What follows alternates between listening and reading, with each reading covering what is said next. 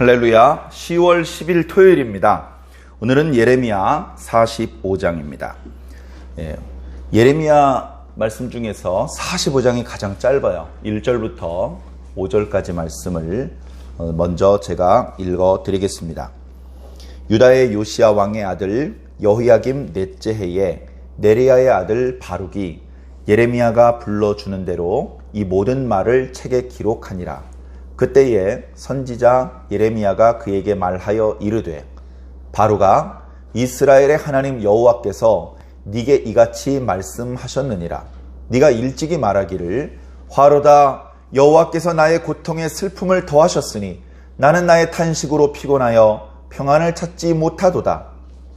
너는 그에게 이르라. 여호와께서 이와 같이 말씀하시기를, 보라, 나는 내가 세운 것을 헐기도 하며 내가 심은 것을 뽑기도 하니 온 땅에 그리하겠거늘 네가 너를 위하여 큰 일을 찾느냐? 그것을 찾지 말라. 보라, 내가 모든 육체에 재난을 내리리라.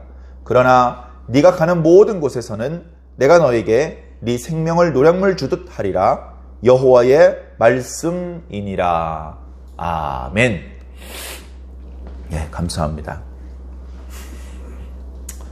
자, 우리가 40장부터 41, 42, 43, 44장까지는요, 예루살렘이 함락된 이후에 유다 땅에 남아있던 유다인들 사이에 어떤 일이 있었는지, 그리고 그들이 결국 애굽 땅에 어떻게 해서 내려가게 됐는지, 그리고 애굽 땅에서는 어떤 일이 있었는지, 그런 것들에 대해서 말씀이 쭉 이어졌습니다.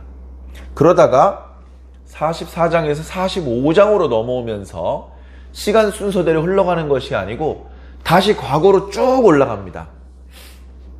15년 이상 10한 7, 8년 정도 과거로 쭉 거슬러 올라가서 오늘 45장 1절에 보니까 유다 요시야의 아들 여호야김 넷째 해에, 그러고 보니까 우리가 전에 묵상을 할 때도 예레미야 말씀이 시간 순서대로 기록된 것은 아니라는 것을 알았어요.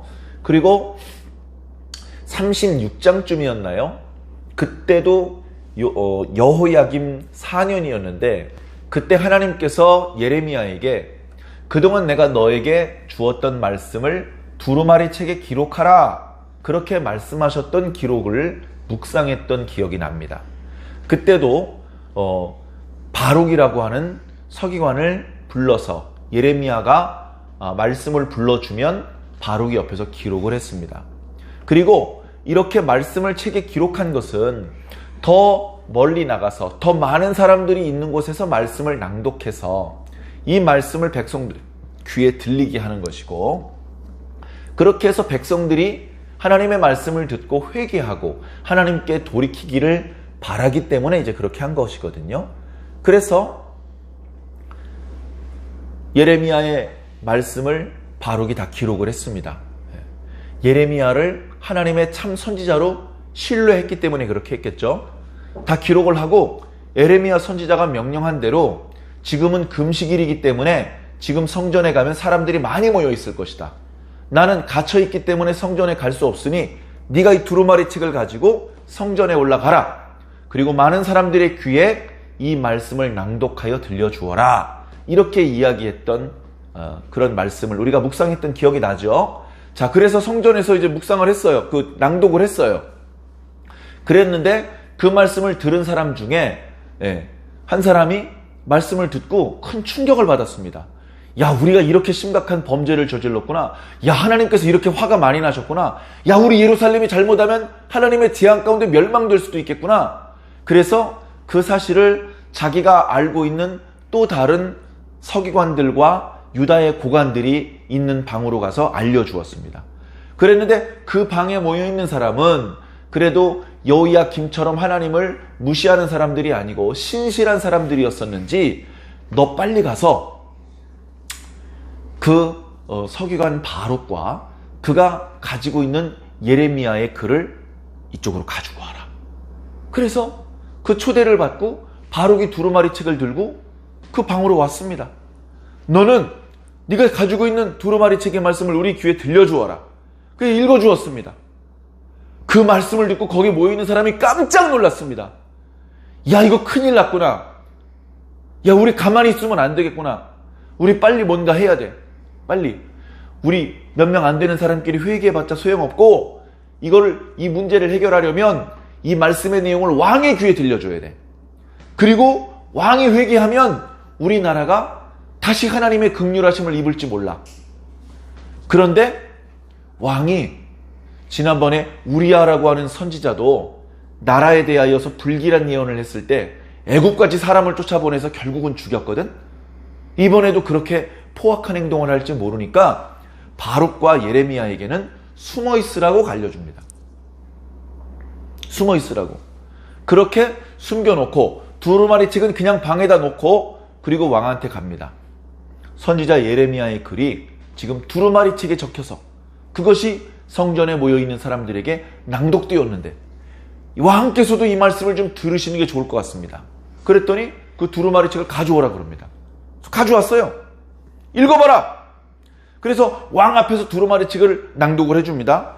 두루마리 책을 낭독을 해주자마자 옆에서 그 두루마리 책을 칼로 찢어서 옆에 추운 계절이었기 때문에 피워놓았던 화롯불에 그 말씀이 적혀있는 두루마리 책 조각을 태워버리는 거예요. 그래서 말씀이 낭독되면 태우고 낭독되면 태우고, 그래서 하나님의 말씀이 적혀있는 이 말씀 두루마리 책이 다 타버렸습니다.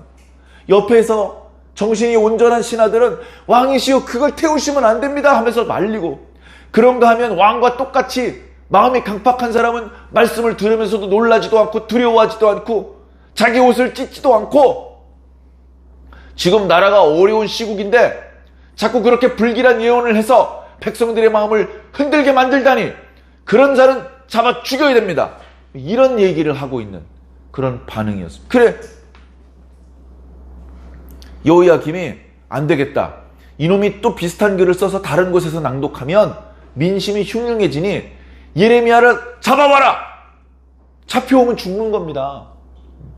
그래서 그 착한 신하들도 예레미야와 바룩에게 숨어 있으라. 어디 숨어 있는지 아무에게도 알리지 말라고 얘기를 했던 것이고, 또 하나님께서 그들을 숨겨주어서 왕이더라도 예레미야가 어디 숨어 있는지 찾아내지 못했다. 그렇게 말씀하고 있습니다. 근데 그때 숨어 있는 예레미야와 바룩에게 또 말씀이 임합니다. 예레미야야, 네가 처음에 기록했던 그 말씀을 여호야김이 다 불살라버렸다. 속상해하지 마라. 다시 기록해라. 그렇게 해서 두 번째 하나님의 말씀이 기록되었습니다. 두 번째 말씀은 누가 기록했을까요? 또 바룩이 기록했을 것 같아요. 자, 바룩은 어떤 사람이냐? 네리야의 아들이래요. 네리야는 누구죠? 잘 몰라요. 성경에 잘 안 나와 있어요. 근데 바룩의 형이, 저 뒤에 이제 51장쯤 보면 바룩의 형이 유다의 아주 높은 관직에 있는 사람이에요. 높은 관직에 올라가는 건요, 과거에는 누가 높은 관직에 올라갔냐면요, 명문 가문의 자제들만 높은 관직에 올라갈 수 있었어요. 아무리 내가 똑똑하고 공부를 잘해도 평민한테 기회를 안 줘요. 너 아버지 뭐 하는 분이니? 양치는 분입니다. 너 양쳐. 너희 아버지 뭐 하는 분이니? 포도원 가꾸는데요. 너도 포도원 가꾸. 네 아버지 뭐 하는 분이니? 서기관인데요. 너도 그럼 서기관해. 너희 아버지 뭐 하니? 국내 대신이었는데요. 그럼 너도 국내 대신해. 이렇게 되는 거예요. 과거엔 대부분 그랬습니다. 특별한 문제가 없으면. 반역죄를 저질러서 끊어져 나가지 않는 이상 계속해서 자녀들이 그 고위 관직을 맡아서 했는데, 이 바룩이라는 사람의 친형이 병참감이라고 하는 아주 높은 관직에서 일을 했던 사람. 그러니까 그의 가문은 상당히 명문 가문이라는 걸 알고 있어요. 근데 명문 가문에도 불구하고 지금 바룩이 하나님의 종 예레미야를 도와서 하나님의 말씀을 두루마리 책에 기록을 했고, 그리고 마치 하나님의 종, 하나님의 선지자인 것처럼 사람들 앞에서 그 율법책의 말씀을 낭독해 주었어요. 선지자가 옥에 갇히고, 선지자가 하나님의 성전에 출입 금지를 당하고, 선지자가 지명수배가 되고, 선지자가 숨어 다녀야 되는 그런 상황 속에 선지자의 말씀을 성전에서 낭독한다는 것은 보통 백장이 아니면 안 됩니다. 선지자처럼 사람들한테 얻어맞고 욕을 얻어먹고 감옥에 갇히고 억울한 죽임을 당할지도 모르는데 그걸 두려워하지 않고 하나님의 말씀을 성전에서 낭독한다는 것은 대단한 믿음과 담력이 있기 때문에 그렇게 할 수 있었던 것입니다. 자, 그러다가 결국은 그 율법책의 말씀은 불타버렸고 자신은 미리 숨었지만 처음에 적었던 율법책의 말씀이 불탔다는 이야기를 들었을 때 멘붕에 빠졌습니다. 정신적인 충격이 보통이 아니었습니다. 하나님의 일을 하다가도요, 어려움을 만나면 그런 어려움을 겪어본 적이 없었던 사람이 큰 어려움을 꽝 하고 만나면 깜짝 놀랍니다. 아니, 내가 잘못한 게 뭐가 있어? 나는 좋은 일을 했을 뿐이고 나는 하나님의 뜻대로 했을 뿐인데 하나님의 복을 받아도 부족할 판인데 복은커녕 생명의 위협을 느껴야 되다니 이게 무슨 일이야? 하면서 깜짝 놀랍니다. 또다시 하나님의 일을 할 엄두가 안 납니다. 용기가 안 납니다. 낙심에 빠져 있습니다. 그러기 쉬워요. 엘리야도 그랬었고요. 모세도 그랬었고 예레미야도 그랬었어요. 그러니 바룩도 그런 낙심하는 마음을 품을 수 있는 것이죠. 그런데 그때에 오늘 말씀 45장에 보니까 바룩을 향한 하나님의 말씀이 예레미야에게 임하는 거예요. 바룩에게 하나님께서 말씀하고 싶다고 해서 바룩에게 직접 말씀하지 않습니다. 그 시대에는 예레미야를 하나님의 말씀이 전달되는 통로로 삼으신 거예요. 그래서 하나님께서 예레미야의 귀에다 말씀하시고 예레미야가 자기 입으로 바룩의 귀에다 들려주는 거예요. 자, 하나님께서 뭐라고 말씀하시는지 한번 볼까요? 자, 45장 1절은 시대 배경이고요. 2절, 바룩아 이스라엘의 하나님 여호와께서 너에게 이같이 말씀하셨다. 예레미야가 말하는 것이죠. 자, 3절을 보겠습니다. 자, 네가 일찍이 말하기를 누구에게요? 혼자 있을 때 혼자 푸념한 것인지도 모릅니다. 하나님한테 기도할 때 이런 탄식의 기도를 올렸던 것인지도 모릅니다. 그런데 내용이 뭡니까? 탄식하는 내용이에요. 왜 탄식을 하죠? 제가 멘붕에 빠졌다고 그랬잖아요. 선한 일, 하나님의 복받을 일을 했는데 오히려 숨어 지내야 되고 고통을 당해야 되기 때문에 이게 무슨 일이야 하고 멘붕에 빠졌습니다. 그때 바룩이 이런 말을 했나 봅니다. 화로다! 여호와께서 나의 고통에 슬픔을 더하셨으니 나는 나의 탄식으로 피곤하고 평안을 찾지 못하였구나. 자, 이렇게 하나님의 일을 하고 하나님의 일을 하는 과정에서 악인들의 미움을 사서 숨어 지내게 되기 전까지는 바룩은 지체 높은 사람이었습니다. 명문 가문의 자제였습니다. 많이 공부한 서기관이었습니다. 잘 먹고 잘 입고 잘 살았습니다. 근데 갑자기 숨어 지내야 돼요. 밖에 나갈 수가 없어요. 숨어 지내다 보니까 먹는 건 풍족하게 먹을까요? 마음은 편안할까? 열흘만 고생하면 돼. 그런 거 없습니다. 언제까지 숨어 있어야 될지 모르는 그런 상황에 나는 이제 더 이상 평안하지 못하구나. 그런 탄식을 했는데 그 탄식을 하나님께서 들으신 거예요. 하나님께서 들으시고 뭐라고 말씀하셨는지 4절과 5절에 말씀하고 있습니다. 너는 그에게 이르라. 하나님께서 예레미야에게 말씀하시는 거죠. 자, 그런데 그 내용은 바룩에게 하시는 말씀입니다. 하나님께서 바룩에게 하시는 말씀입니다. 보라! 나는 내가 세운 것을 헐기도 하고 내가 심은 것을 뽑기도 하나니 유다 땅에서만 그런 것이 아니고 온 땅에 그러하다. 하나님은 전능의 하나님이라는 것입니다. 그런데 하나님께서는 이 세상 일에 대해서 무관심한 것이 아니고 이 세상 일에 대하여 적극적으로 개입하시고 적극적으로 당신의 의지를 펼치시는 분이라는 겁니다. 마음에 안 드시면 뽑고 파괴하고 파멸하고 넘어뜨리십니다. 마음에 들면 심고 건설하십니다. 그래, 하나님께서는 마음에 안 드시면 유다라고 할지라도 허물어 버릴 수 있다. 하나님 마음에 안 들면 예루살렘 성전이라고 할지라도 뽑아버릴 수 있다. 나는 온 땅에 그런 일을 행해왔고 앞으로도 행할 것이다. 그렇게 할 수 있는 신은 나밖에 없다. 하나님이 얼마나 크고 위대하신 분인지 말씀해주고 있죠. 근데 5절은 어떤 말씀입니까? 네가 바룩, 네가 너를 위하여 큰 일을 찾느냐? 이건 어떤 뜻이냐면요. 우리 집은 명문 가문인데. 아, 형님은 병참감까지 승진했는데. 아, 난 겨우 말단 서기관이네. 아, 어떡하지? 어떻게 좀 승진할 일 없을까? 승진할 기회를 찾고 있구나. 승진할 기회 찾지 말아라. 네가 관심을 두어야 될 곳은 승진할 수 있는 길이 아니다. 아니, 승진에 관심을 안 두면 어디에 관심을 둬야 됩니까? 하나님께서 유다와 예루살렘에 재난을 내리실 것에 대하여 관심을 가져야 된다. 자, 5절 말씀을 읽겠습니다. 네가 너를 위하여 큰 일을 찾느냐? 그것을 찾지 말라. 보라, 내가 모든 육체에 재난을 내릴 것이다. 너는 네 승진을 위해서 고민하지 말고 하나님의 재앙이 임박했다는 사실에 대해서 집중해라. 자, 그러나 네가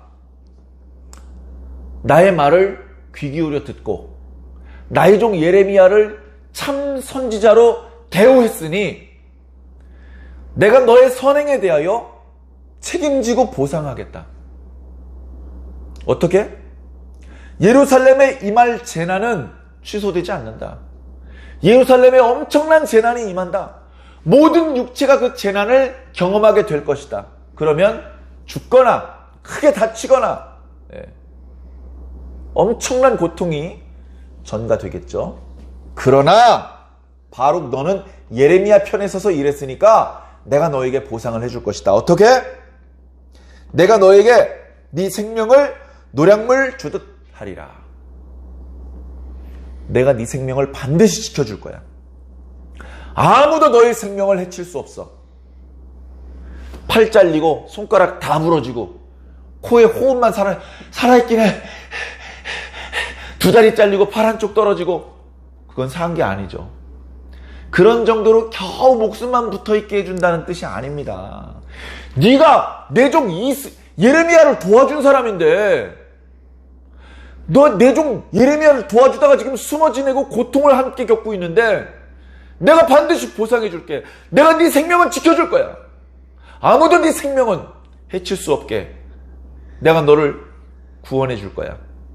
내가 너에게 자비와 은혜를 베풀어 줄 거야.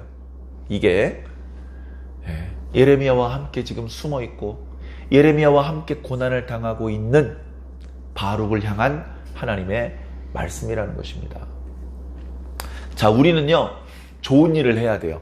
선한 일. 뭐가 선한 일이냐? 요즘 시대는요, 이것이 선한 일인지 악한 일인지 구별하기가 어려운 시대입니다. 선과 악의 경계가 모호해진 시대입니다. 그게 모호해진 이유가 있어요. 자, 한번 보겠습니다. 어떤 물체가 있는데요. 낮에 해가 아주 맑아요. 해가 쨍하게 떴어요. 그러면 그 해가 여기 물체를 비춥니다. 그러면 그 물체 뒤에는요, 그림자가 생겨요. 그죠? 근데 그 그림자가 밝은 부분하고 그림자진 부분하고 경계가 또렷합니다. 왜 또렷한가 봤더니요, 해가 또렷해서 그래요. 구름이 껴요. 해가 안 보여. 낮이라 훤하긴 한데 해는 안 보여요. 그럼 물체를 이렇게 세워놓으면요, 그림자 윤곽이요, 또렷하질 않아요. 그것과 똑같아. 어디가 선인지 어디가 악인지 그 경계가 모호해. 왜? 진리가 없기 때문에 그렇습니다. 진리가 없기 때문에. 교차로를 만났습니다. 직진해야 될지 멈춰야 될지 몰라요. 왜? 신호등이 꺼져 있기 때문에. 신호등이 꺼져 있으니까 지금 직진을 해야 될지 멈춰야 될지 모르겠는 거예요. 여러분, 진리가 없는 사람은 방황할 수밖에 없습니다. 오른쪽으로 가야 될지 왼쪽으로 가야 될지 알 수가 없습니다. 예전에 다윗이 전쟁을 치를 때에 진격해 올라갈지 올라가지 말고 숨어서 매복을 해야 될지 하나님께 기도를 올렸습니다. 하나님께서 응답을 주셨습니다. 진격해 올라가라. 내가 너에게 승리를 줄 것이다.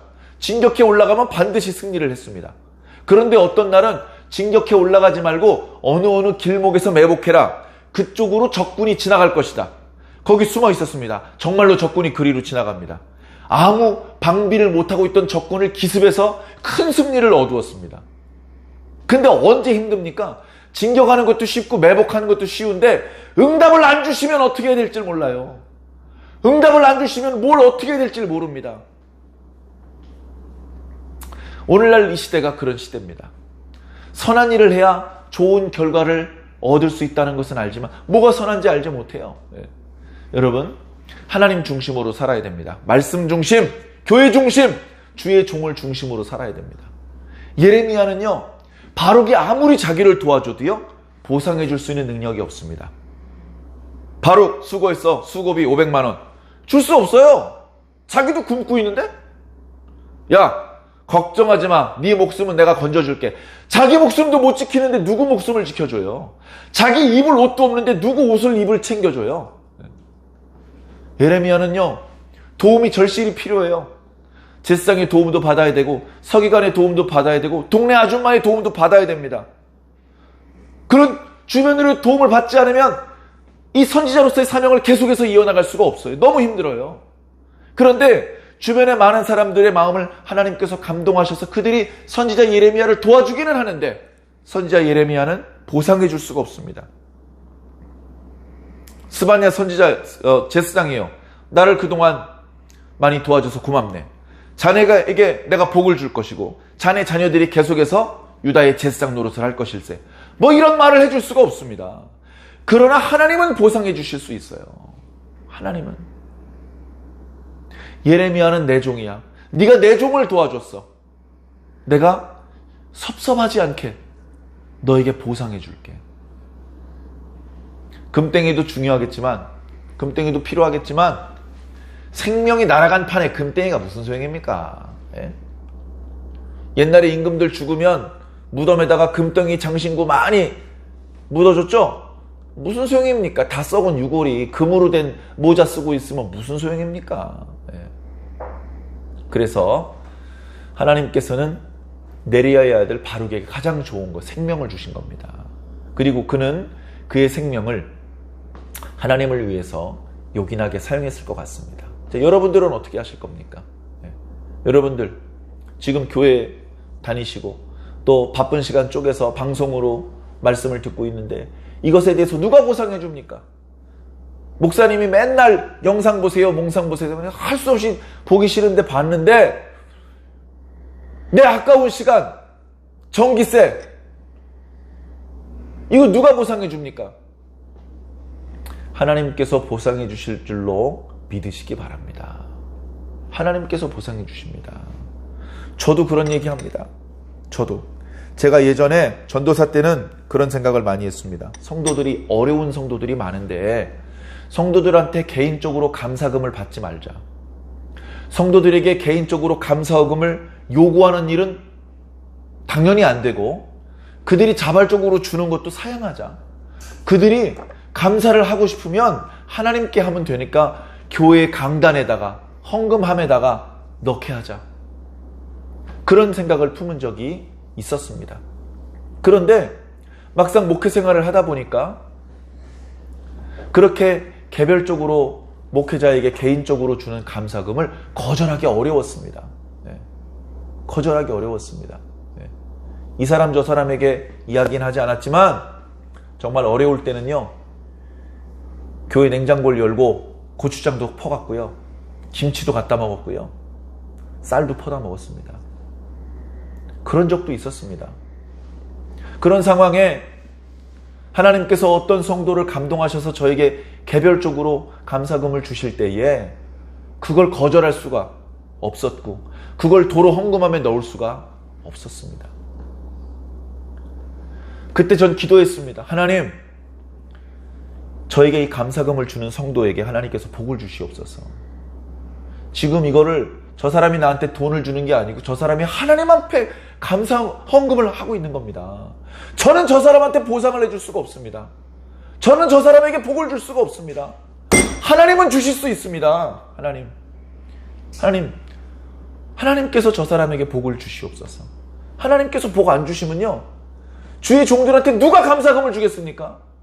주의 종들을 위해서 기도하고 그들을 위해서 감사금을 주는 그런 사람들에게 특별한 은혜와 특별한 복을 주십시오.